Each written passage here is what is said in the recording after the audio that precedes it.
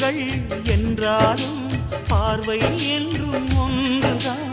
உருவத்திலே தனித்தனிதான், உள்ளம் என்றும் ஒன்றுதான். ஒரு சேவல்தான் நடை காத்தது, இந்த அதிசயம் பாருங்கள், கண்ணனை வாழ்த்துங்கள்.